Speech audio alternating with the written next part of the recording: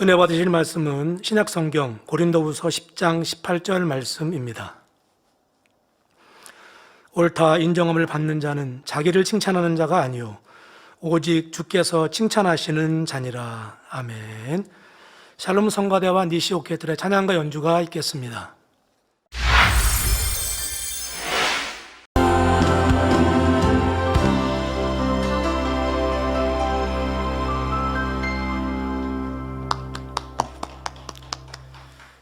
당회장 직무대행 이수진 목사님께서 오직 주께서 칭찬하시는 자 두 번째 말씀을 증거해 주시겠습니다. 특성으로 영광 돌려주신 이수희 집사님과 이혜경 집사님 특성에 감사드립니다. 이제 단을 보니 성탄 장식이 아름답게 되었는데요. 장식 소개해 드리겠습니다. 올해 성탄 장식의 주제는 우리 주님 탄생의 기쁨입니다.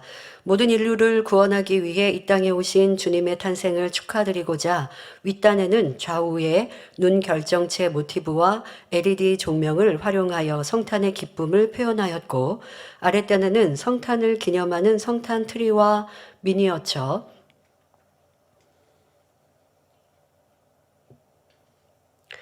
그리고 오른쪽 벽면에는 성탄을 의미하는 이미지를 설치하였습니다. 또한 상단 부분과 기둥에 꽃과 열매로 장식한 리스를 배치하여 성탄 분위기를 더하였습니다. 성탄 장식에 수고해 주신 디자인 선교회 미화부, 가나안 선교회 시설관리국과 찬조해 주신 권사의 연합회, 여선교회 총연합회에 감사드립니다. 기쁘고 행복한 성탄절 되세요. 네.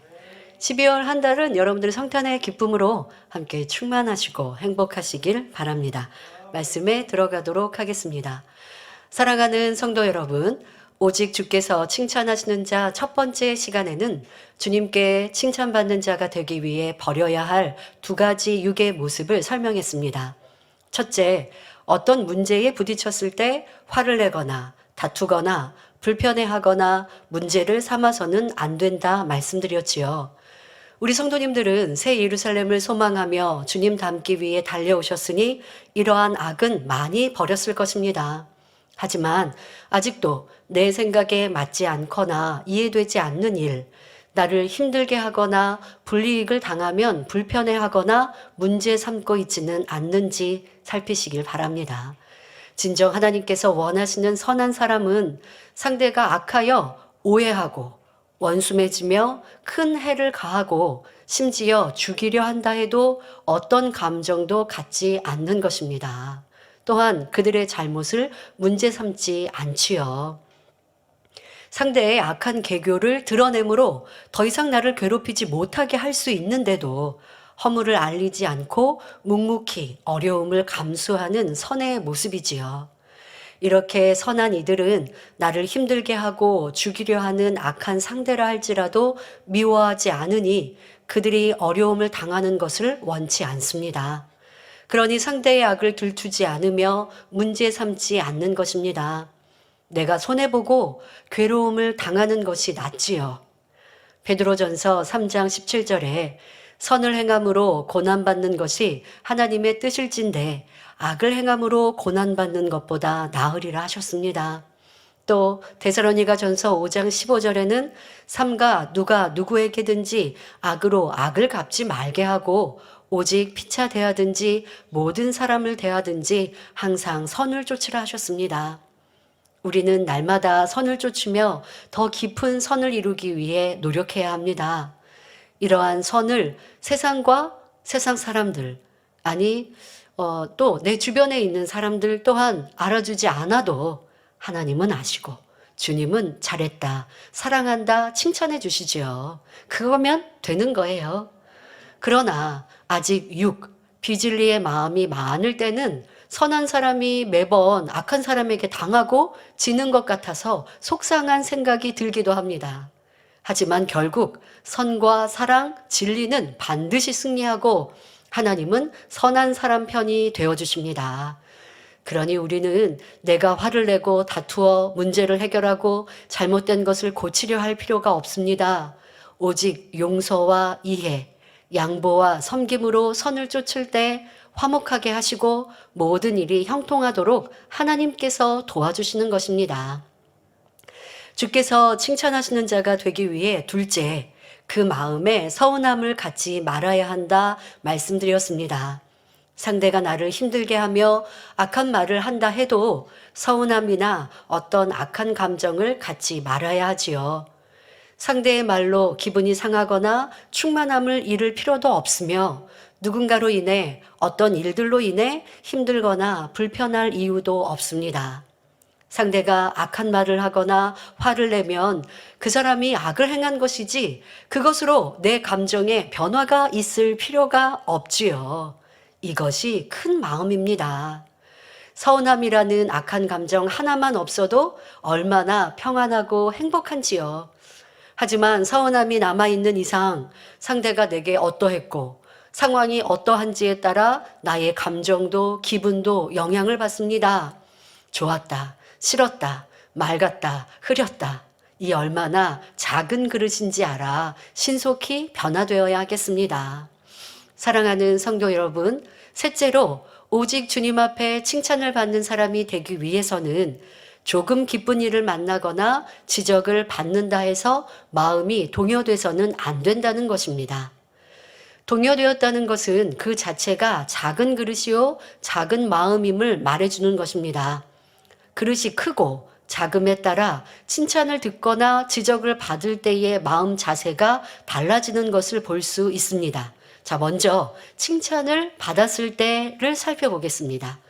작은 마음을 가진 소인은 칭찬을 들으면 칭찬들은 그 자체로 자신을 가누지 못하고 기뻐하며 주변에 자랑합니다. 얼굴에 다 드러나지요. 하지만 대인은 감사함과 민망히 여기는 마음으로 받습니다. 칭찬받았으니 그것으로 그치는 것이 아니라 다시 점검해 봅니다. 소인배는요, 칭찬을 받을 때 내가 칭찬받는 일을 했으니까 이렇게 생각하는 사람도 많이 있습니다. 그러나 대인은 그렇지 않는다는 거예요. 겸비한 모습으로 내가 감사하게 내가 당연히 할 바를 했는데 이렇게 칭찬해 주시는데 민망하고 감사한 마음으로 받아요. 그뿐만이 아니라 칭찬을 받은 것으로 그치지 않고 자기 자신을 다시 점검해 본다는 것입니다. 10가지의 칭찬을 받았다면 그 중에서 정말 칭찬받을 만한 일이 몇 가지나 있는가를 돌아봅니다. 혹여 다른 사람에게 돌아갈 칭찬을 내가 대신 받았다면 중심에서 그 칭찬을 사양합니다. 그냥 그러면 중심에서 사양하니까 나만 알고 있다고요? 그렇지 않죠. 칭찬하신 분, 또 윗분한테 이거는요 저만 한 게 아니고 함께 했습니다. 이거는 제가 한 게 아니고요 저분이 했습니다. 라고 진실되이 또 말할 수 있는 것, 이런 마음이 참 착한 마음 아니겠습니까? 그런데 저분이 잘 모르고 나를 다 칭찬하셨네. 근데 뭐 굳이 내가 다 그거를 내가 잘못한 거 아닌데 하고 스스로는 내 칭찬받을 것이 아니라는 걸 알면서도 상황을 설명하지 않는다는 것도 진실함의 결여가 된 것입니다. 또한 칭찬을 받고도 개선해야 할 점을 찾고 발전의 계기로 삼습니다. 그러니 칭찬에 안주하지 않고 항상 성장할 수 있지요. 하지만 소인은 칭찬을 받으니 금방 기분이 좋아져서 우쭐하고 다른 사람에게 자랑하다가 자신을 더 깊이 성찰하는 것을 놓치고 그 자리에 안주하며 교만해질 수 있습니다. 그렇게 우쭐하다가 실수가 나오는 것도 봅니다. 칭찬받은 것이 도리어 손해가 되지요. 자, 그러니 아버지가 기뻐하시고 또 주님께 칭찬받는 사람은 칭찬을 받은 것뿐 아니라 칭찬받은 것에 감사하고 돌아보고 그리고 그 외에도 나를 겸비히 살피면서 또한 부족한 것은 없는지, 또 칭찬받은 것에 만족치 않는다고요. 더 발전된 모습으로 더 잘해야지 라고 생각하며 쉬지 않고 달려갑니다. 자, 그런 사람은 오늘보다 내일이, 한 달 전보다 한 달 후가 더 나아지고 발전된 사람이 될 수 있지요. 여러분들이 세상에서도 또 주님 안에서도 그런 모습이 되어지면 됩니다. 내 안에 부족한 것을 발견했어요. 그러니 어떤 분들은요, 내 안에 죄성, 내 안에 악이 발견될 때 힘들고 지쳐하시는 분들이 있어요. 그러면 주님께 칭찬받는 사람으로 발전될 수 없는 거예요. 부족한 게 있으면 민망히 여기고 돌아보고 회개하나, 아, 내가 내일은 더 잘해야지, 발견되었으니 얼마나 감사한가 생각하고 변화되기 위해 기도하고 노력하면 돼요. 그런데 힘들고 지쳐버리는 모습, 이것은 소인의 모습이요. 발전될 수 없는 변화될 모습임을 알아야겠습니다. 또 다음은 지적받을 때 소인과 대인의 모습을 비교해 보겠습니다. 소인은 지적받으면 힘을 잃고 주저앉거나 지적한 사람을 멀리하기도 합니다. 지적받지 않은 잘하던 일도 하지 않으려 하고 눈치를 보기도 하죠. 그러니까 기분이 상해버리면 아주 소인뿐만이 아니에요. 악한 거죠. 지적받았으니까 기분 나빠. 그래서 하던 일도 안 하고 또 주변에 있는 사람들 분위기도 나쁘게 만들고, 이런 사람은 작은 그릇뿐 아니라 악한 사람이라고 말할 수밖에 없습니다. 그러니까 지적을 또 해준 사람에게 불편해하고 감정 갖고, 이러한 모습, 금요철 할 때 말씀드린 주께서 칭찬하신 자 첫 번째 육의 모습들을 비교해 보면 작은 마음뿐 아니라 악한 마음까지 있어서 지적받을 때 그 악까지 나와버리고 화를 내고 짜증을 내고 불편해하고, 첫 번째 이런 상황까지 같이 겸하여 있다면, 야, 이런 모습은 너무 나쁘구나 알아서 우리는 고쳐가야 할 것입니다. 자, 이런 모습을 고치지 않고는, 그러니까 내가 지적받았을 때 힘들고 지치고 그래서 충만함을 잃고 열심히 식어지고, 자, 이런 모습 여러분들 고치지 않고서는요, 더 이상 발전을 이룰 수 없습니다. 그것은 교회 안에 신앙생활뿐 아니라 세상에서도 그래요. 사회생활을 할 때도 그렇고 가정에서도 그렇고 사람 관계에서도 그렇고, 누가 권면을 줄 때 그것을 달게 받으면 발전된 사람이 될 수 있으나, 그렇지 않고 아이 뭐 자기나 잘하라고 해, 이런 마음으로 부정적인 생각을 갖는 사람은 나아질 수 없는 것이죠. 세상에서도 사람 사이에도 인정받지 못하는 것입니다. 자, 하지만 대인은 지적을 받으면 오히려 감사해야 합니다. 에베소서 5장 13절에 그러나 책망을 받는 모든 것이 빛으로 나타나나니 나타나지는 것마다 빛이니라 하셨습니다. 지적받은 것을 참조하여 부족한 점을 발견하고 개선해 나가려 노력하니 더 발전해 갈 수 있는 것입니다. 그런데 지적, 권면을 받을 때 여러분들이 꼭 기억해야 할 것은 이유, 변명하는 것을 고쳐야 부족한 것을 쉽게 발견할 수 있다는 것입니다. 대부분의 사람들은요, 내 편에서 옳은 것을 행했고 내 편에서의 생각은 옳다고 하고 있습니다. 그런데 상대방이 나를 지적해 준단 말이에요. 그러면 딱 단번에 들을 때는 그렇지 않은데요 하고 이유와 변명이 나올 수 있어요. 근데 이유와 변명을 하는 사람은 자기를 발견할 수도 없고 발전할 수 없습니다. 딱 들을 때 내 생각과 달랐는데요, 나를 오해해서 그랬는데요 하더라도 한번 변명하고 이유하는 것을 참고, 그리고 왜 그렇게 말씀하셨을까, 어떤 의도로 이렇게 얘기하셨을까라고 생각해 보는 사람이 부족한 것을 깨달을 수 있고, 나와 지금 저분이 나를 오해하셨는게가 아니라 왜 그런 말씀을 하셨는지를 더 발견할 수 있는, 발전을 이룰 수 있는 사람입니다. 그러니 여러분들의 습관 속에 이유와 변명이 많은 사람은 주께서 칭찬하시는 사람으로, 또 사람 사이에도 칭찬받는 사람으로, 발전된 사람으로 나아가기가 어렵다라는 걸 알아서 변명과 이유가 아니라 지적과 권면을 받을 때에 묵묵히 듣고, 그리고 또 들을 때도요, 웃으면서 들으면 지적하고 권면하시는 분이 참 편하고 좋죠. 묵묵히 얼굴에 인상을 쓰고 기분 나쁜 표정 해보세요. 그러면 누가 지적하고 권면할 수 있겠습니까? 근데 지적, 권면을 달게 받아야 발전되는 사람이 된다는 것이에요. 여러분들이 그런 내 표정까지 내가 모르지만 그런 생각을 갖고 사회생활을 해보세요. 그러면 인정받는 사람 쉽게 되어집니다. 동료가, 아니 아랫사람이 이거 좀 왜 이렇게 하셨어요? 라고 할 때 그래? 내가 그 다음에는 노력할게. 이런 자세.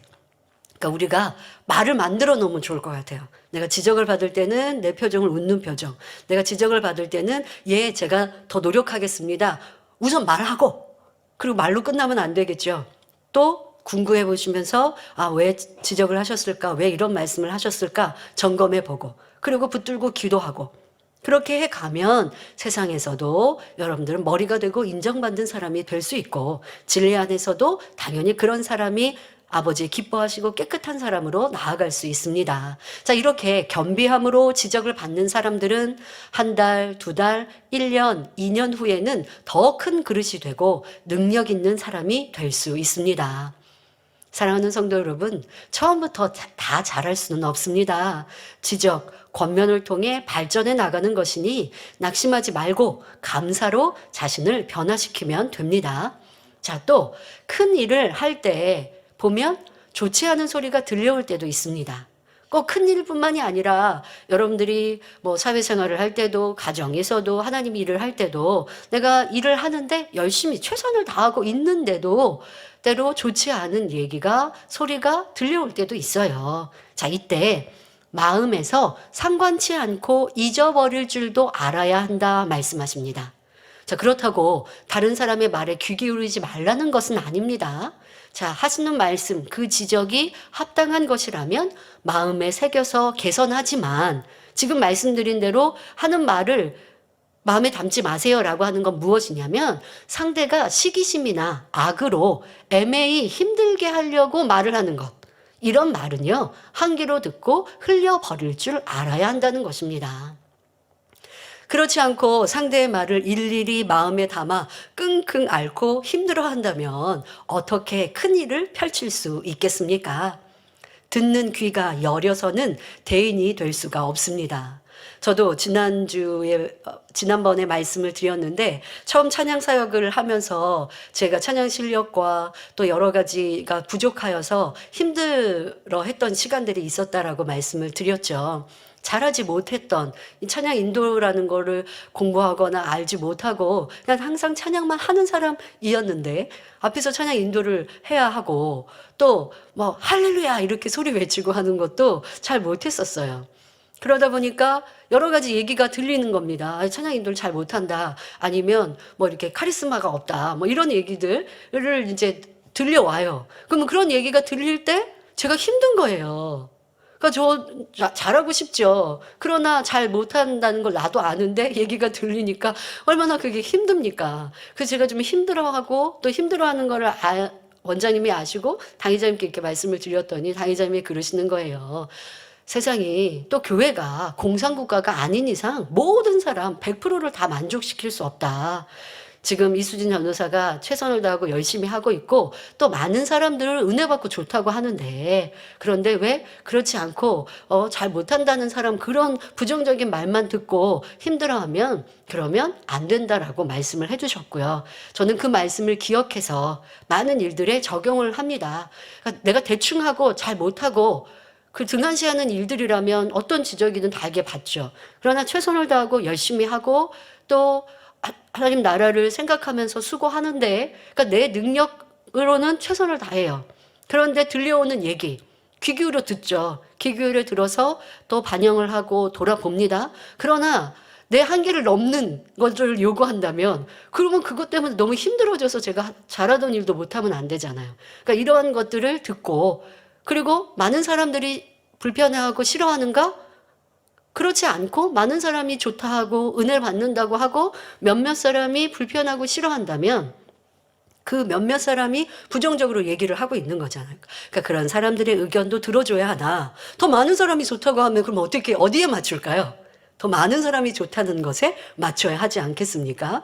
그러니까 천국 가지 않는 이상 100%다 만족을 시키는 것은 어려운데 내가 80%가 90%가 좋다 하고 만족한다 하면 나머지 소수의 사람들 이런 사람들의 말도 들어주고 같이 모두가 100% 만족하게 수고하고 애씁니다마는 그렇지 못한 부분들로 인해서 끙끙 앓고 힘들어하고 염려하고 근심하다가는 하던 일도 못한다라는 것 이러한 것들도 잘 반영을 하게 되었습니다. 그러니 조금은 마음이 여유롭게 되죠. 여러분이 저를 보시는 것보다 저는 좀 부정적인 생각이 좀 있거든요. 그래서 제 스스로에게 왜 이렇게 못하니 좀 더 잘해야지 이렇게 저를 좀 책찍질하는 그런 성격 있어요. 그러다 보니까 저에게 이제 이렇게 좀 완벽하게 하려고 하는 이런 걸로 저를 힘들게 하고 어렵게 하려 할 때 당회자님께서 그런 말씀을 해주셨고 저에게는 그것이 나아가는 데 있어서 큰 도움이 되었습니다. 하나님의 일을 할 때 또 세상에서도 여러분들이 최선을 다하는데 누군가 악의를 가지고 하는 말, 그러나 그런 사람들을 무시하고 싫어하면 더 좋은 관계가 되지 않으니 내 마음은 그런 사람을 품으시면 되고, 그러나 그런 말로 인해 괴롭고 힘들고 지치면 안 된다는 거, 이런 것을 생각하시면 되겠습니다. 큰 인물일수록 보고 듣고 말하고 행하는 것의 일체를 삼가 조심하고 절제하는 것을 볼 수 있습니다. 역사 속에서도 훌륭한 사람은 순간의 감정대로 행치 않습니다. 듣는 것, 말하는 것을 경계하며 현재의 일만을 생각하는 것이 아니라 앞일, 멀리를 내다보면서 모든 것을 헤아려 나갔습니다. 어떤 때는 일의 성격상 사람들에게 다 알리지 못하는 것도 있습니다. 일일이 설명을 하지 못하는 이러한 것들도 있죠. 뭐 일을 하다가 풀어가면서 과정 중에 설명할 것도 있고, 어떤 것은 조금 더 비밀리에 사람들에게 조심스럽게 하다가 다 일의 결과가 나왔을 때 설명할 일도 있고, 그러니까 일의 성격상 그런 일들이 있습니다. 근데 그러다 보면 오해하는 사람들이 있는 거예요. 왜 이거는 나한테 안 알려줬어요? 왜 이거는 나랑 상의 안 했어요? 이렇게 이제 오해하거나 아니면 아유 교만하니까 저렇게 한다라고 나쁘게 말하는 사람도 있죠. 자, 그렇다고 다른 사람이 나를 오해해서 나쁘게 얘기하는 게 싫으니까 일을 다 설명하다가 그러다가 중요한 일을 그르칠 수도 있습니다. 현재는 오해를 받고 다른 사람이 이해하지 못해도 시간이 지나면 진실이 밝혀지고 큰 일을 이루었기에 당장 답답해하고 불편해하지 않는 것입니다. 근데 작은 그릇은요, 꼭 뭐 이렇게 큰 일을 이루기 위해서 지금 조심해야 될 이럴 필요성이 아닌 일들. 그러나 말이라고 하는 게 여기서 했던 말이 나가지 않아야 될 말들이 있어요. 그리고 이 사람이 어떤 것들에 대해 설명을 할 때 전달하지 않아야 될 말들이 있거든요. 그런데 작은 그릇은요, 이 입을 다물 줄을 몰라요. 지킬 줄을 몰라요. 그래서 내가 어디서 들었으면 다 말해요. 그런데 말 또한도 이게 꼭 비밀이어서 말하지 말라는 게 아니고 전달됨으로 인하여서 오해가 되고 서운함이 될 수도 있는 것이고, 말하지 않아야 덕이 되는 것도 있는 것이고, 또 모임의 성격상 이 머리 된 사람들만 알아야 되는 일들이 있는데 이 그릇이 작으면 이게 내가 관리가 안 되는 거예요. 그래서 할 말, 하지 않아야 할 말 모르는 것이죠. 그러다가 일을 그르치고 사람들을 오해케 하고 하는 일들, 또 낙심케 하는 이러한 부분들, 얼마나 나는 소인인가, 내 입술 하나도 지키지 못해서 그래서 일을 그르치는 사람은 아닌가, 상대를 오해케 하고 시험 들게 하는 사람은 아닌가. 그래서 하나님의 일을 할 때도요, 비밀을 잘 지킬 수 있어야 되고 입술을 지키는 사람들이어야, 그래야 모임 중에 또 큰 일꾼으로 세워지고 하는 경우들도 많이 있습니다. 그래서 당회장께서도 그런 말씀하셨죠. 지금 소수의 모임 중에 얘기했는데 그 모임 끝나고 나면 이미 다른 사람이 알아서 여기에서 다른 사람들에게 본보기가 되기 위해서 A라는 사람에 대해서 그러니까 그 A라는 사람을 두고 얘기하려는 게 아니고 다른 사람들에게도 좋은 본보기로 실수되고 잘못된 걸 말씀을 하셨어요. 그런데 함께 했던 사람이 그 A라는 사람에게 당회장님이 이렇게 말씀하셨어 하고 전달해요. 당회장님은 그런 말씀이 아닌데 또 전달할 때도 말이 붙고 빠지고 하면서 얼마나 오해가 됩니까? 이 또한도 작은 그릇이라는 것도 알아야 할 것입니다. 나는 큰 그릇인가, 작은 그릇인가, 대인인가, 소인인가 살펴 큰 그릇, 대인의 마음을 만드시기 바랍니다. 하나님 나라에는 이런 사람이 귀히 쓰임받을 수 있습니다. 이렇게 큰 인물이 될 사람의 그릇됨은 조금 기쁜 일을 만나거나 조금 슬픈 일이 있다 해서 사소한 일로 그 마음이 동요되지 않습니다. 그릇이 클수록 큰 어려움과 문제 앞에서도 초연하며 담대하기에 큰 일을 할 수 있습니다. 어떤 어려움이 온다 해도, 모함이나 죽음의 위협이라 해도 내게 잘못한 것이 없으면 담대해질 수 있습니다. 더욱이 믿음이 있는 사람이라면, 하나님 앞에 범죄한 것이 없다면 세상에서 당하는 모함이나 어려움도 기쁨으로 승리할 수 있지요. 이것이 믿음이요 큰 그릇인 것입니다. 자, 그런데 큰 그릇이 아니고 작은 그릇이면요, 내게 모함을 당하고 어려움을 만나면요 마음에 막 감정이 일어나죠. 그뿐입니까? 주변에 있는 사람들에게 다 전하고 알리죠. 그래서 내 편 만들려고 하죠. 그러나 큰 그릇은요, 모함을 당하고 괴로움을 당하도 묵묵히 아버지 앞에 기도하는 거예요. 여러분 생각해 보세요. 내가 힘든 거 상대방한테 얘기하면 상대방도 같이 힘들어지거든요. 내가 사랑하는 사람을 왜 힘들게 해야 합니까? 그러니까 저는 당회자님은 그렇게 사셨거든요. 그런 모습을 보았기 때문에 어렵고 힘든 일이 있을 때 말하지 않아요. 함께 일할 사람들과만 대화할 뿐이지 주변에 가까운 사람, 가족, 또 나를 사랑하는 사람이라고 해서 나 이렇게 애매하게 말 들었어. 나 누가 나 이렇게 힘들게 해. 말하지 않아. 전 그런데 주변에 있는 분들은 그런 말 듣고 싶어 하시더라고요. 근데 저는 그런 말을 안 하는 사람이에요. 그런 말을 하는 것이 아버지 앞에 주님 앞에 칭찬받을 게 아니거든요. 내가 힘든 걸 주변에 말해서 같이 고통받게 왜 하고 그 사람이 다른 사람을 왜 같이 미워하게 하냐는 거예요. 나는 미워하지 않는데 상대방은 미워할 수 있거든요. 왜 그래야 하냐고요. 그러니까 그것이 그만큼 내 마음 그릇이 작으니까요. 내 마음에 그런 때로는 모함이나 거짓말이나 말을 듣는 거 이런 괴로움을 담을 수가 없는 거예요. 담아서 자기 스스로가 잘 담을 필요도 없어요. 그냥 듣고 흘러버리면 담기지도 않아요. 이런 사람이 큰 마음인데 내가 들었어요. 감당이 안 되니까 막 말로 해서 함께 힘들게 하고 시끄럽게 만들어가면 이 얼마나 작은 그릇이고 주님께서 이런 사람을 어찌 칭찬하시겠고 귀히 사용하시겠고 응답하시고 축복하시겠나. 그런 입술을 가진 내 기도가 어찌 하늘 보좌에 상달되어 응답되겠는가 점검해 보시면 되겠습니다. 성경상에 하나님이 큰 인물로 인정하신 사람들을 보면 죽음이 앞에 있을지라도 그 마음이 동요되지 않고 초연한 모습이었음을 알 수가 있습니다. 앞서서 소인배는 칭찬을 받고 지적을 받는 거 얼굴에 다 드러난다고 말씀드렸죠. 그러나 대인은 그렇지가 않아요. 칭찬을 받아도 묵묵히 막 기분이 상승해서 막 기분 좋아서 어쩔 줄 몰라 하는 게 아니라 마음이 평안하게 칭찬을 받았어도 누구에게 자랑할 일이 없는 것이고 지적을 받았어도 묵묵히 감사하고 지적받는다고 인상을 쓰고 슬퍼하는 게 아니라 웃음을 지으면서 감사로 기쁨으로 받으니 저 사람이 지금 어떤 문제 아무 문제도 없이 평안하게 살아가는 것 같아요. 그런데 그 앞에는 때로는 시련도 있고 어려움도 있고 문제도 있는데 주변에 있는 사람들은 몰라요. 뭐 얼마나 멋집니까 여러분.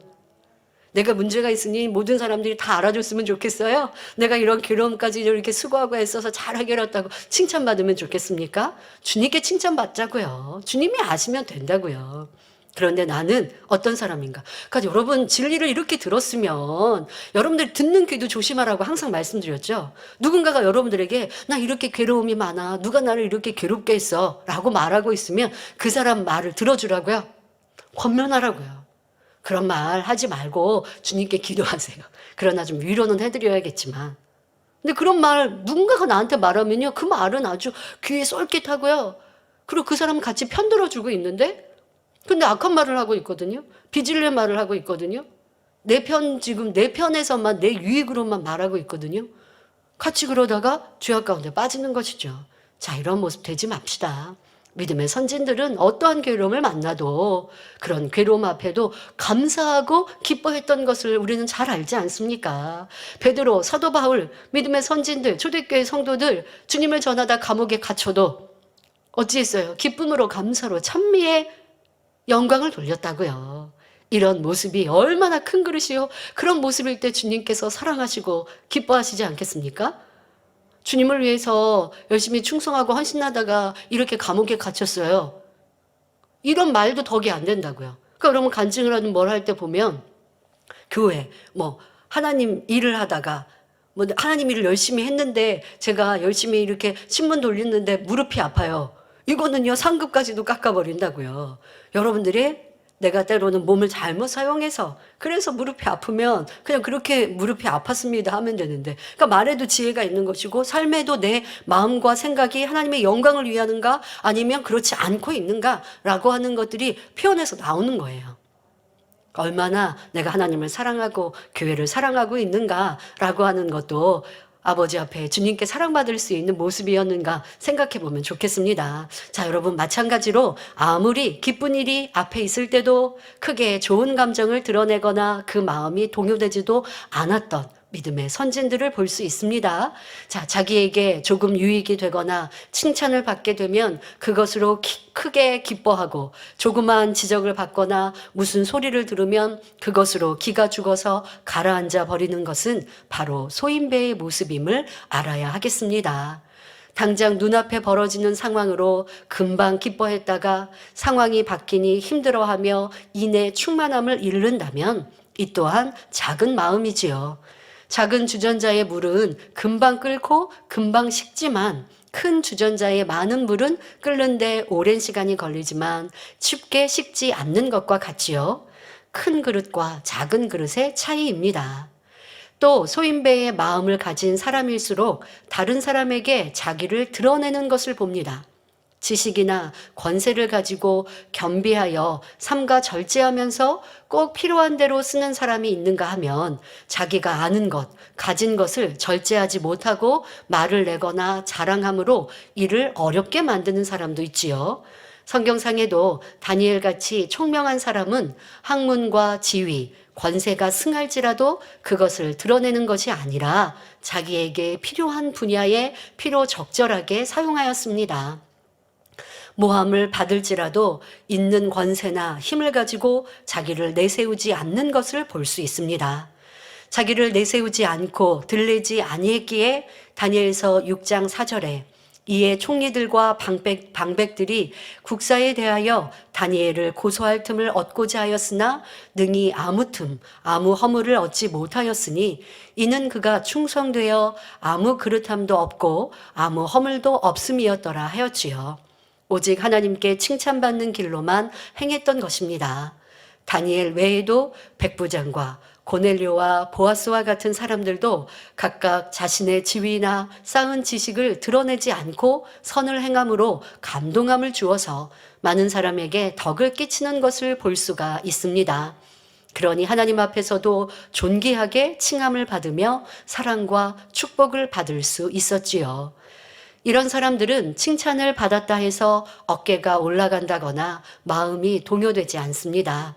또한 다른 사람에게 호되게 지적을 받았다 해도 거기에 동요되어 의기소침해하거나 침체되지 않는 모습이고요. 꼭 지적을 받는 것에만이 아니라 하나님의 일을 할 때도 그렇습니다.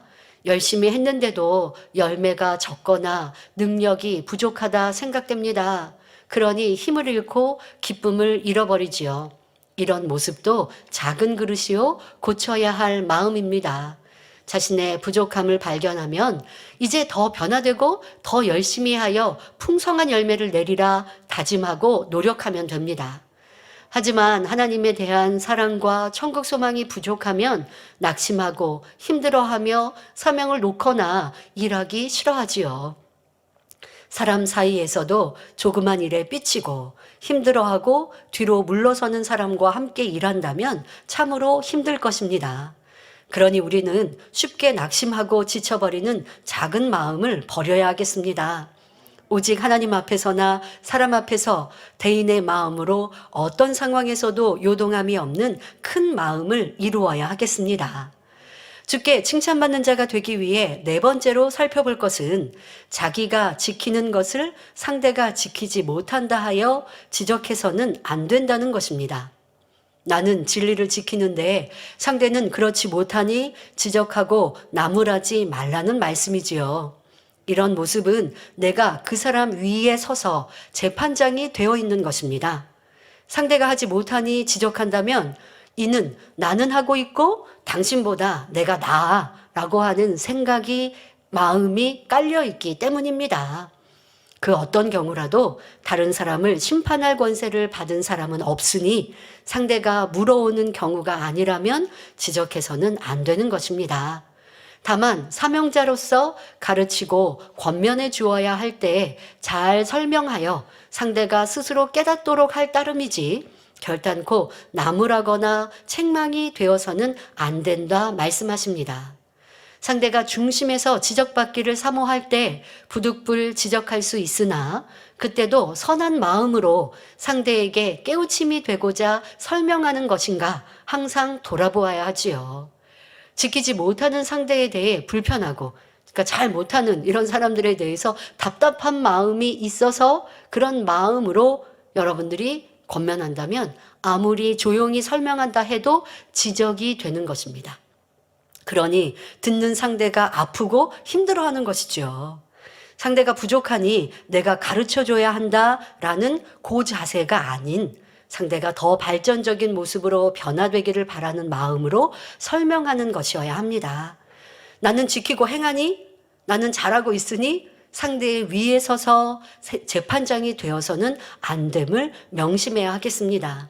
하지만 이렇게만 하다간 우리가 누군가에게 권면을 받고 그래서 깨우치고 발전되기는 어려우면 안 되죠. 그러니까 여러분들이 질서에 따라서 권면도 하고 또 이렇게 하면 더 발전적이에요 라고 가르치는 것도 필요해요. 그러나 그 마음가짐이 중요하다는 것이죠. 아, 왜 저것밖에 못해? 아, 저렇게 하면 되겠어? 라고 하는 불편한 마음, 무시하는 마음, 싫은 마음, 그 자세의 모습은 그것은 지적이 되고 그러한 지적은 하지 말라고 하시는 거예요.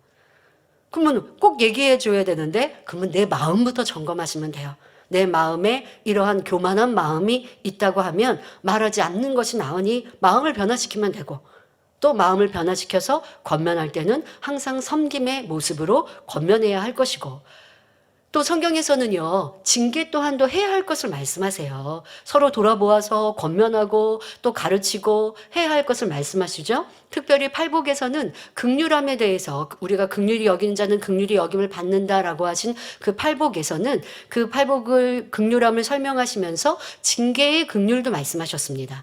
형제 안에서 누가 범죄하고 사망으로 가는데 그냥 보고만 있으면 이 또한도 선과 사랑이 없는 것이죠. 그럴 때는 책망을 해서 상대가 변화될 수 있도록 해줘야 한다. 이것이 진리라라고 가르쳐 주셨습니다. 그러니 때로는 주의 종으로서 때로는 일꾼으로서 권면도 하고 지적도 해야 되나 그 지적과 권면이 내 마음의 교만함으로 가르치려고 하는 자세여서는 아니 된다라고 하는 것을 기억하시고 여러분 스스로를 돌아보시면 됩니다. 또 우리가 생각해 봐야 할 것은 꼭 말로 지적하고 책망하지 않았다 해도 상대에게 어떤 문제가 발생되면 자기가 아는 것으로 상대를 판단하거나 정죄하는 것도 심판하고 있는 것임을 알아야 합니다. 상대에게 어떤 문제가 생겨도 우리는 그의 마음 중심을 알지 못하니 옳다 그르다 평가하는 것이 잘못된 것이며 이는 판단이 되지요. 예를 들어서 질병에 걸린 성도를 보았을 때 상대의 잘못된 모습이 떠오르며 아유 저런 모습 때문에 병이 왔지 생각한다면 이는 판단하고 있는 것입니다. 어느 성도가 사고를 당했다는 얘기를 듣는데 이내 상대의 잘못이 떠오른다면 나는 너무 쉽게 판단의 생각을 하고 있다는 것 또한 알아야 할 것입니다. 하지만 우리 주의 종님들은 문제가 있고 사고를 당하고 질병을 당한 성도를 만나면 신방을 해서 문제를 해결해 줘야죠. 당연히 시험, 환난 또한 질병 어떤 문제가 왔다라고 육적으로 문제가 왔다라고 한다면 그것은 영적으로 잘못한 것이 있기 때문에 죄의 담이 있기 때문이에요. 그러니 신방을 할 때에는 그가 어떠한 죄의 담을 헐어야 되는지 정확하게 알아서 가르쳐줘야 하는 것이 주의 종의 역할입니다. 그것을 하지 말라고 하는 거 아니에요. 그것을 못하는 종이라면 그것은 문제 있는 종인 것이죠.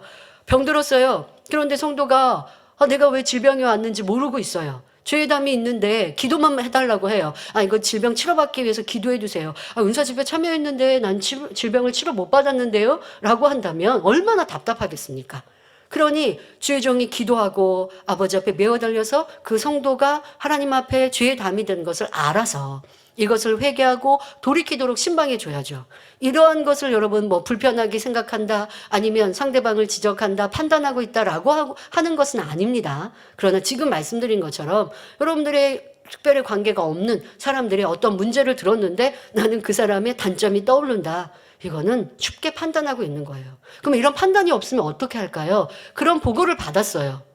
보고를 받았으면 안타깝게 생각하죠, 먼저. 그런 사고를 당했어? 참 안타깝다. 그런데 왜 그런 사고를 당했는지 영적으로는 어떠한 답이 있습니까? 라고 묻게 되는 것이에요. 저도 주변에 있는 분들의 어려움을 들을 때 그렇게 생각하게 됩니다. 아유, 저 사람은 나랑 가까우니까 하고 그 사람의 단점이 떠오른다. 그러면 나는 판단을 쉽게 하는 사람인 거예요. 그러나 그렇지 않죠. 어떤 일들을 보고를 받을 때 왜 이렇게 됐어요? 하고 질문해요. 그러니까 저에게 보고하시는 분은 왜 그러한 영적인 답도 가지고 보고를 하게 되죠. 그래서 주의조님들이 성도 일꾼들을 보고를 할 때에는 큰 사고를 당했으면 사고를 당한 것과 영적인 문제와 답을 같이 보고를 해 주시게 되죠. 그러면 저는 그런 보고를 받고 그 영혼을 위해서 아버지 하나님 이런 죄의 담 헐게 하시고 신속히 문제가 해결되게 해주세요 라고 그렇게 기도를 해드릴 수 있는 거죠. 그래서 여러분들도 기도를 요청하실 때에 자신을 돌아보고 먼저 회개하시면서 문제를 기도받기를 요청하셔야 하는 것과 마찬가지입니다. 저 여기가 아픈데요. 기도해 주세요. 이렇게만 하면 안 되죠. 제가 이러고 아픈데 저 이런 죄담이 있습니다. 저 이렇게 잘못한 것이 있습니다. 이거 중보 기도해 주세요. 이렇게 하는 것처럼 여러분들이 신방을 할 때는 그 성도의 문제를 해결하기 위한 영적인 답을 가지고 신방해 주시면 되고, 그러나 우리가 함께하는 형제 자매들에 대해서는 쉽게 생각하고 있는 상대의 단점과 잘못, 이것이 판단의 생각이 될 수 있음을 알아서 항상 주의해야 할 것입니다. 또 그런 대화가 있어서도 아니 될 것이고요. 야고보서 4장 11절에 형제들아 피차에 비방하지 말라. 형제를 비방하는 자나 형제를 판단하는 자는 곧 율법을 비방하고 율법을 판단하는 것이라. 내가 만일 율법을 판단하면 율법의 준행자가 아니요 재판자로다 하셨습니다. 머리 되고 일꾼된 분일수록, 그리고 영으로 들어온 초입 단계에 있는 분들의 경우에 이런 일들이 많이 있었던 것을 볼 수 있었습니다. 이렇게 행하면 빨리 변화될 수 있는데, 아니 그렇게 행하면 안 되는데 하고 가르치거나 답답해하는 모습들을 보았지요. 믿음이 좋으면 더 겸손하고 더 낮아지고 더 섬겨야 합니다. 그런데 오히려 선생이 되고 높아져서 지적하고 왜 이렇게 하지 않느냐, 저렇게 하지 않느냐, 질서를 어긴다 한다면 혹 교만해지지 않았는지 살펴야 합니다. 어느 누구에게도 상대를 지적하거나 티를 잡는 일이 허락되어 있지 않고 남의 티가 보이고 지적하고 싶은 마음이 있다면 철저히 부서지고 빼내야 하는 것입니다. 나는 지키고 있으니 지적하는 것이 정당하다 생각하지만 막상 지적을 했을 때 상대가 받지 못하면 불목이 생기고 문제가 생길 수 있습니다. 대개 이런 데서 의를 이루지 못하고 화합을 이루지 못하게 되지요. 지적을 받는 사람이 진리의 사람이라면 아무 잡음이 없겠지만 비진리, 감정이 남아있는 만큼 서운해하니 부딪히고 힘들게 됩니다. 그러니 우리 주님은 상대가 지적을 받을 수 있는 사람이건 받을 수 없는 사람이건 결코 지적을 하지 말라고 말씀하고 계십니다. 내가 아무리 진리를 잘 지켰다 해도 그것으로 남을 지적하려는 마음은 섬김의 마음이 아니기 때문입니다. 빌립보서 2장 3절에 오직 겸손한 마음으로 각각 자기보다 남을 낮게 여기고 하신 대로 상대가 나보다 낫다고 여긴다면 어찌 흠이 보이고 티가 보이며 지적하려 하겠습니까? 진리는 영은 섬기는 것이요 섬긴다는 것은 상대방을 존중하는 마음입니다. 만약 상대의 티가 보인다면 성경은 말씀하십니다. 마태복음 7장 3절부터 5절에 어찌하여 형제의 눈 속에 있는 티는 보고 내 눈 속에 있는 들보는 깨닫지 못하느냐? 보라, 내 눈 속에 들보가 있는데 어찌하여 형제에게 말하기를 나로 내 눈 속에 있는 티를 빼게 하라 하겠느냐? 외식하는 자여, 먼저 내 눈 속에서 들보를 빼어라. 그 후에야 밝히 보고 형제의 눈 속에서 티를 빼리라 하셨습니다. 더구나 상대의 약점을 들춘다거나 부족한 것을 다른 이에게 전하는 것은 무례한 일이고 더 나아가 상대를 무시하는 악이지요. 마음에 섬김이 있다면 그저 상대의 좋은 점만 보려 하고 좋은 점만 말하려 할 것입니다. 여러분, 상대방이 10가지 중에 5가지 잘하고 5가지는 못해요. 그러면 잘하는 5가지를 칭찬해주고 잘하는 5가지를 고마워하는 마음을 가집시다.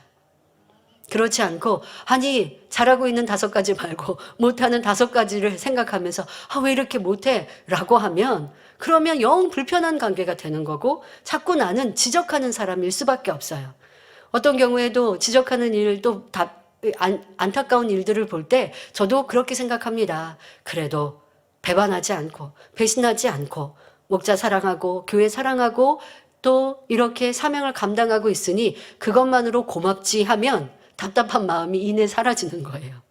그리고 이거 잘하는데 이거 좀 부족해도 그래 이렇게 수고하고 있는데 라고 선하게 생각하면 또 고마운 마음으로 바뀌는 거예요. 이렇게 모든 사람을 나보다 낮게 여기고 소중하게 생각한다면 얼마나 사랑으로 하나 된 우리가 될 수 있겠습니까?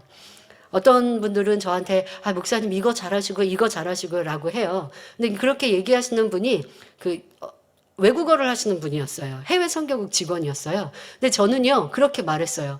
나는 해외 선교국 직원처럼 이렇게 외국어를 잘하는 사람 보면 참 대단하다고. 그러니까 저한테 참 대단하다고 칭찬을 해주시는데 저는 그게 아니라 상대방이 참 대단해 보이는 거예요. 그 외국어를 어려운 말을 참 보통 사람은 자기 언어도 잘 못하는 경우도 있는데 그 외국어를 저렇게 잘하는 것도 참 대단하다. 그러니까 당신도 참 대단한 사람이니까 스스로 그렇게 생각하시면서 부족한 영적인 거는 이렇게 채워가면 좋겠어요 라고 대화하니 참 분위기가 좋았던 것이 떠오릅니다.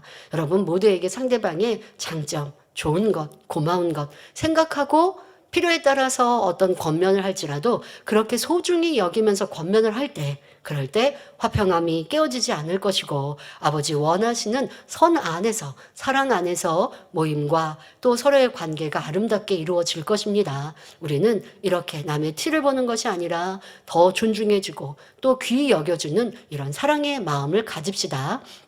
우리 예수님께서는 다투지도 아니하시고 들레지도 아니하시며 상한 갈대를 꺾지 아니하시고 꺼져가는 심지도 끄지 아니하셨습니다. 말이나 생각에 있어서도 남을 무시하거나 업신여기는 일이 없었고 추워도 남의 마음에 상처 입히지 아니하셨으며 인격을 존중해 주셨지요. 이렇게 주님처럼 상대를 존중하고 중심에서 섬길 때 아랫사람도 윗사람을 마음에서 우러나와 섬기게 된다는 사실을 알아야 하겠습니다. 때로는 내가 머리된 사명, 머리된 일꾼이십니까? 그런데 나와 함께하는 사람들이 나를 잘 섬기지 않는 것 같아 불편하십니까? 나를 돌아보아야 돼요. 그렇게 얘기하는 경우 있어요. 아니, 저 사람이 다른 사람한테는 잘하고 나한테는 못해요. 그러면요. 그 사람한테 뭐라 할 게 아닙니다. 나를 돌아봐야 돼요. 그 사람이 다른 사람에게 잘하고 있으면 그러면은 괜찮은 거예요. 근데 나한테 못한다고요? 그러면 내가 상대방을 섬기지 않기 때문이에요.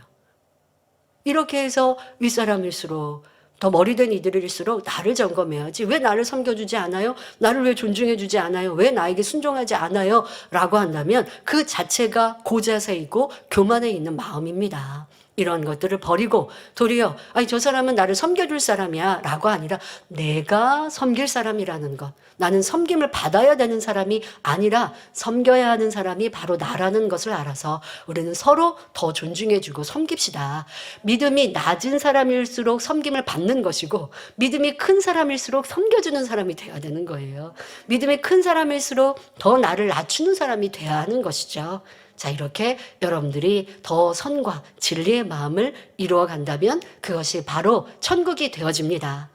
내가 지키기 때문에 떳떳하게 남을 지적하는 것은 결코 떳떳한 것이 아니라 남을 섬기지 못하는 악임을 알아야 하겠습니다. 항상 상대의 선한 것만 보고 자기를 낮추면서 남을 나보다 낮게 여기고 겸손히 섬기는 그리스도 예수의 마음을 품는 사람이 우리 주님 앞에 옳다 인정함을 받는 칭찬받는 사람인 것입니다. 우리는요 서로 모두를 소중히 여깁시다. 가정에서 우리 자녀들 부모님이 여러분 방을 청소해 주시고 또 식사를 차려주시니 얼마나 감사해요. 너무 감사하고 고맙게 여겨야 돼요. 아버지께서 밖에 나가서 사회생활 하시고 직장에서 수고하셔서 월급을 받아오시고 그래서 나를 가르쳐 주시니 이 또한도 너무나 감사한 것이고 우리 부모님들은 자녀가 있으니 함께 사랑을 나눌 수 있고 또 자녀가 있으니 함께 따뜻한 가정이 될 수 있어서 너무나 고맙고 아유 이건 고쳐주면 좋겠어 라고 바라시기보다 그냥 존재 자체로 우리 고마워하고 사랑합시다. 귀히 여기고 그리고 존중해 줍시다. 그러면 가정 또 여러분들이 있는 회사가 있으니까 여러분들이 월급을 받고 일을 해서 내가 직원이 있으니까 회사가 잘 돼요. 그것도 있지만 회사가 존재함으로 내가 일할 수 있는 터전이고 일을 할 수 있으니 월급을 받고 한 달도 살아갈 수 있으니까 얼마나 감사합니까? 이렇게 서로가 고맙고 감사해야 한다면 얼마나 이 세상이 따뜻하고 행복할까요? 그런데 그렇지 않지 않습니까? 다 내 입장으로만 생각하죠. 내 유익만 구하죠. 회사에서는 회사가 있으니 직원 당신이 일할 수 있고 내가 월급 주니까 더 열심히 해 이렇게 요구할 것이고, 직원은 내가 열심히 일해주니까 회사에 유익이 됐으니까 하고 자기 유익을 구할 것이고, 그러니 노조의 갈등이 있는 것이고, 그러니까 이러한 모습은 진리와는 전혀 반대의 모습이죠.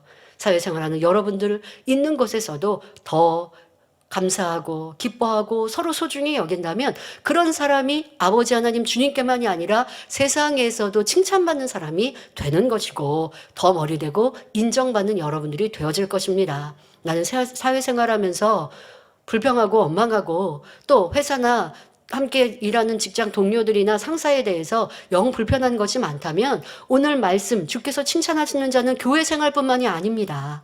여러분들의 사회생활 안에서도 적용하세요.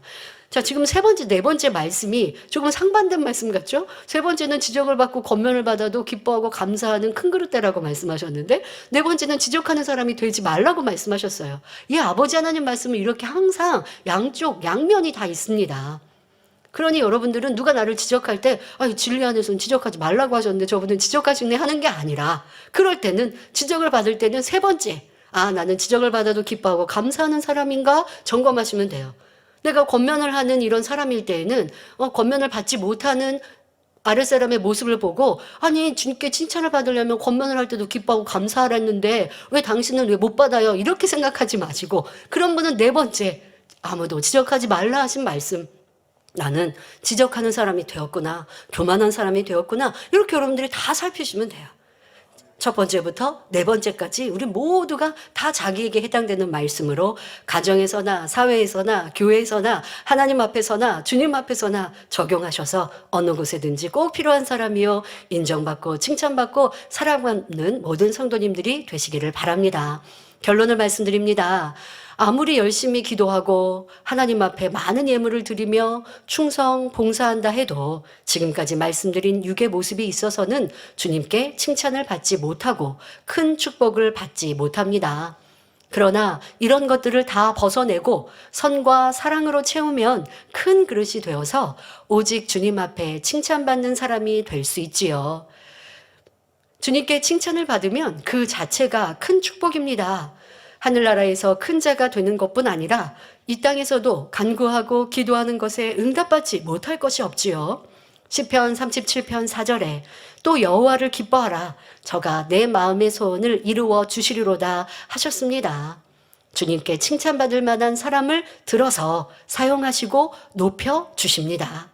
바로 섬김과 순종, 선과 사랑으로 행하신 주님을 하나님께서 높여주신 것과 같지요. 빌립보서 2장 9절부터 11절에 하나님이 그를 지극히 높여, 바로 우리 주님을 지극히 높여 모든 이름 위에 뛰어난 이름을 주사 하늘에 있는 자들과 땅에 있는 자들과 땅 아래에 있는 자들로 모든 무릎을 예수의 이름 위에 꿇게 하시고 모든 입으로 예수 그리스도를 주라 시인하여 하나님 아버지께 영광을 돌리게 하셨느니라 하셨습니다. 그냥 하나님의 아들이시니까 높이셨지가 아니라고요. 나를 낮추시고 섬기시고 죽기까지 복종하셨기에 아버지 하나님은 주님을 높이셨습니다. 모든 성도님들도 우리 주님과 같이 순종과 섬김, 사랑으로 행하여 오직 주님 앞에 칭찬받는 분들이 다 되시기를 바랍니다. 또한 주님이 칭찬하시고 귀히 쓰실 만한 큰 그릇이 되셔서 하나님의 나라에 크게 쓰임받는 주의 종, 일꾼들이 되시길 바랍니다. 그러기 위해 모든 사람을 포용할 수 있는 큰 마음, 모든 사람이 품에 깃들이고 행복을 느낄 수 있어야 하지요. 그래야 세계가 우리 안에 들어오는 것입니다. 이런 덕목들을 갖출 때 큰 믿음의 사람이 되며 세계에 어떤 사람을 만나든 그들을 품어 변화시킬 수 있습니다. 세상에는 심히 악한 사람도, 속이는 사람도, 물질을 바라며 다가오는 사람도 있습니다. 여러분, 교회라고 해서 다 변화된 사람들만 있는 거 아니잖아요. 세상에서 악한 사람이 교회에 와서 변화되는 것이고 변화되는 과정 중에 있는 사람들이 성도들인 거예요. 그러니 우리는 누구에게도 실망할 필요도 없는 것이고 또 세상에 악한 사람들이 와서 아직 악한 모습이 있을 때라도 이해하고 품을 수 있어야 합니다. 당회장님은 그리하셨습니다. 오늘 대예배도 당회장님이 얼마나 섬김으로 또 많은 사람들을 이해하고 품으셨는지도 잠시 말씀을 하셨는데요. 우리 교회 초창기 때입니다. 주회종으로 있다가 지교회를 개척한다라고 나가신 분이 계셨습니다. 그래서 교회에서 개척하기 위한 개척 자금을 지원해 주었죠. 그런데 개척하겠다고 나갔다가 이내 연락이 끊기고 두문불출 하였습니다. 그리고 개척도 하지 않았고요. 그냥 그 재정을 가지고 꿀꺽하고 어떤 이유에서인지 어쨌든 교회를 개척하지 않고 연락마저 끊어버렸습니다. 자, 그리고 시간이 지났는데 다시 교회에 왔어요. 그리고 회개합니다. 그러니 당회장님은 어때 하셨을까요?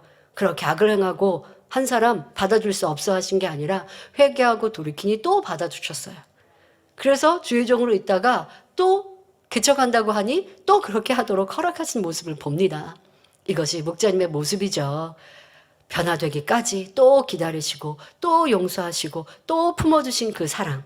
그 사랑으로 우리가 변화된 것입니다. 그리고 그 사랑으로 우리가 변화되고 있습니다. 그런데 여러분은 얼마나 많은 사람을 용서하고 이해하고 품고 기다리고 있는지 우리의 모습의 부족함을 벗어버리고 이젠 크고 넓은 마음 대인이 되어야 하겠습니다. 그럴 때 그런 일꾼들에게 아버지 하나님은 좋은 사람들을 보내주시게 되고 부응하고 열매내게 합니다. 이렇게 우리도 대인이 되어 악한 사람도 넉넉히 품고 어떤 상황에도 힘들어하거나 지치지 않고 믿음으로 행군할 때 크게 쓰임받는 그릇 준비가 된 것입니다. 그럴 때 여러분들이 가는 곳에 어두움, 원수마귀 사단이 물러가게 되고 구원의 역사가 활발하게 일어나게 됩니다. 우리 주님, 아버지 하나님은 이런 사람을 찾고 계시지요. 우리 모두 선하고 아름다운 마음, 큰 마음을 이루어 죄로 간영한 마지막 때 귀 쓰임 받으며 주님과 아버지 하나님께 사랑과 칭찬을 받을 수 있기를 주님의 이름으로 축원합니다. 말씀 상고하시면서 함께 기도하시겠습니다. 좋으신 아버지 하나님, 오늘은 오직 주께서 칭찬하시는 자 세 번째, 네 번째 말씀을 들었습니다. 지적을 받고 권면을 받을 때 대인과 소인의 모습을 보았고 또한 어떤 큰 일을 하면서 안 좋은 얘기를 들을 때 상처를 입거나 힘을 잃어서 사명 감당함이 또한 떨어지지는 않았는지 이러한 모습은 소인배의 모습임을 들었습니다. 오늘 말씀이 우리에게 생명되어 이젠 큰 그릇 되게 하여 주옵시며 아버지 원하시는 모습으로 변화되게 하여 주옵소서. 또한 어느 누구도 지적할 권세가 우리에게는 없다 하셨습니다. 지적도 권면도 선과 사랑이 아니고서는 역사가 되어지지 않습니다. 그러니 우리는 모두를 섬기고 소중히 여기며 귀히 여기고 사랑할 수 있는 이러한 아름다운 마음, 주님의 마음만 크고 넓은 그런 큰 그릇만 되게 하여 주옵소서. 감사하고 우리 주 예수 그리스도의 이름으로 기도하옵나이다. 아멘. 영상을 통하여 당회장님이 환자를 위한 기도를 받으시겠습니다. 아픈 곳이나 연약한 곳에 손을 얹고 기도 받으시고 아프지 않은 분들은 가슴에 손을 얹고 마음의 손을 내 믿음으로 기도 받으시기 바랍니다. 할렐루야. 전능하신 사랑의 아버지 하나님, 이 시간 기도 받는 모든 성도님들 위해 안수하여 주옵소서. GCN과 인터넷과 화상을 통해 기도받는 지교회와 지성전 그리고 전세계 하나님의 자녀들 위에도 시공간을 초월하여 역사하여 주시기를 원합니다. 믿어지는 믿음을 주시고 부정적인 생각과 의심의 세력을 물리쳐 주옵시며 모든 시험 환난도 물리쳐 주옵소서. 머리부터 발끝까지 오장육부 뼈 마디마디 온몸의 신경 조직 세포 등 아픈 곳마다 성령의 불로 태우시고 근본의 빛으로 역사하여 주옵소서. 예수 그리스도의 이름으로 명하노니 원수마귀 사단 모든 질병 균 연약함아 물러가라. 빛이 임하라. 모든 불치 난치병도 성령의 불로 태워 깨끗하게 역사하여 주옵소서. 말라리아를 비롯한 모든 풍토병도 물리쳐 주옵소서. 감기, 기침, 열, 몸살, 독감 등 각종 유행성 질병도 다 물러가라. 어떠한 유행성 질병 균도 틈타지 않게 지켜 주옵소서. 위암, 폐암, 간암, 유방암, 자궁암, 대장암, 피부암 등 각종 암과 에이즈, 백혈병, 뇌졸중, 고혈압, 저혈압, 심장병, 폐병, 위장병, 당뇨, 부인병, 피부병, 갑상선 질환과 모든 염증도 깨끗게 하여 주옵소서. 소아마비, 중풍, 관절염, 디스크도 온전케 하여 주옵소서. 요통, 두통, 신경통을 비롯한 모든 통증은 사라질지어다. 간질, 자폐증, 우울증, 조울증, 노이로제 등 모든 정신질환도 물러가라. 모든 마비된 것도 풀어지고 일어나 걷고 뛸지어다. 눈도 잘 보이게 하옵시고 귀도 잘 들리게 하여 주옵소서. 소경은 눈을 뜨고 기머거리는 들으며 벙어리는 말할지어다. 각종 사고, 후유증도 깨끗게 하시고 부러진 뼈도 붙여 주옵소서. 화상 입은 것도 온전케 하옵소서. 화기야 물러가라. 열도 물러가라. 아버지 흉터도 나지 않게 역사해 주시기를 원합니다. 마약을 비롯하여 각종 약물과 독극물 중독도 깨끗함을 입을지어다. 죽은 신경과 세포가 살아나며 죽은 자도 살아나게 하여 주옵소서. 잉태의 축복도 주시기를 원합니다. 잉태 축복을 받으라. 예수 그리스도의 이름으로 명하노니 원수마귀 사단아, 하늘 공중 곳에 잡은 악의 영들아 물러가라. 그의 사자들도 물러갈지니라. 이 땅의 악한 영, 더러운 영, 거짓되고 간사한 영, 이간질하고 미혹하는 모든 어둠들은 물러가라. 모든 흉악의 결박을 풀고 어둠아 물러가라. 빛이여 임하라. 아버지 하나님, 부르짖어 기도할 수 있는 능력을 주시고 죄를 버리고 성결될 수 있는 능력을 주옵소서. 영혼이 잘됨같이 범사에 잘되게 하시고 가정의 복음화도 이루어 주시길 원합니다. 한 주간도 모든 사고와 재앙으로부터 지켜주시고 불통이 없는 형통한 삶을 살 수 있도록 축복해 주옵소서. 성령의 불담으로 천군 천사와 주님의 불꽃 같은 눈동자로 모든 하나님의 자녀들과 가정, 일터, 사업터를 지켜주시기를 원합니다. 학생들에게 지와 명철을 더하시고 공부도 할 수 있는 뜨거운 마음과 열정도 더하여 주옵소서. 마음과 생각을 세상에 빼앗기지 않도록 지키시고 하나님을 뜨겁게 사랑하는 학생들로 축복하여 주옵소서. 하나님의 자녀들이 먹으나 마시나 입으나 무엇을 하든지 하나님 앞에 영광 돌리는 삶이 되게 축복하여 주시기를 원합니다.